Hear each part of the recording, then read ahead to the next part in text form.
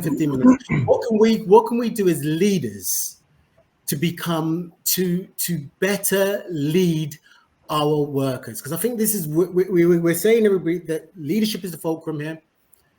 That is the real core part of this. How can we empower our customers to be better leaders, especially when we're talking about our internal customers, our workers? Yeah. So I would say everybody give a point. Yeah. Yeah. So what would you say? How could you start? Yeah, I think that, when people get promoted into management, you got to train them. And at the end of the day, you need to have some type of management leadership development program. Gallup has these, 7 most effective skills of the most effective manager.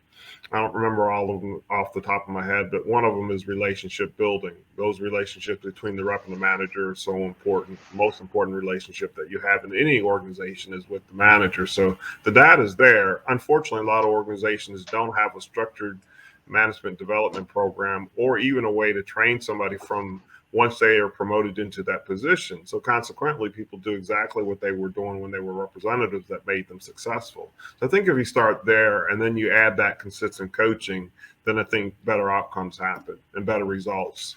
And all of the things that we talked about begin to happen once you train the managers more effectively and make sure that there's a structured program. Okay, Karen, what's your opinions on this? Leon, thank you so much. I think that I probably have an insight just in terms of my experience through the lockdown period that might tie in everyone's comments around development training, your reference to culture.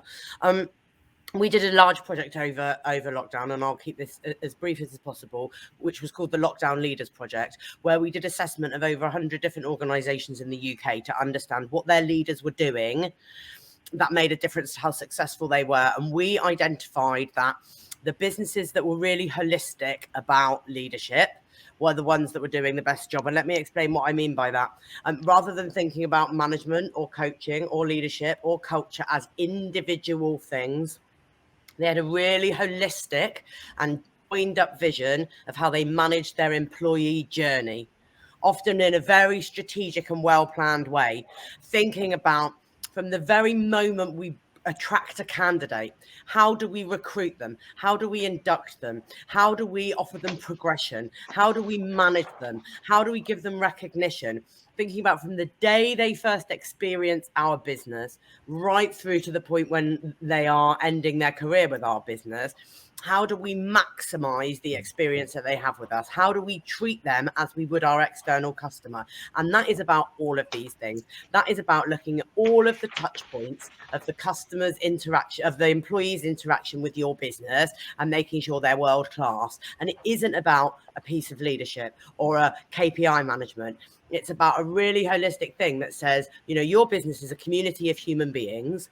If you treat it as such, then it will thrive. And so it's about analysing the entire end-to-end journey as we would regularly do with our customers, but doing that for our employees and making sure that the environment that we create for them allows them to really perform. And that's what I think really, really great businesses that are full of great leadership skills do, in my opinion.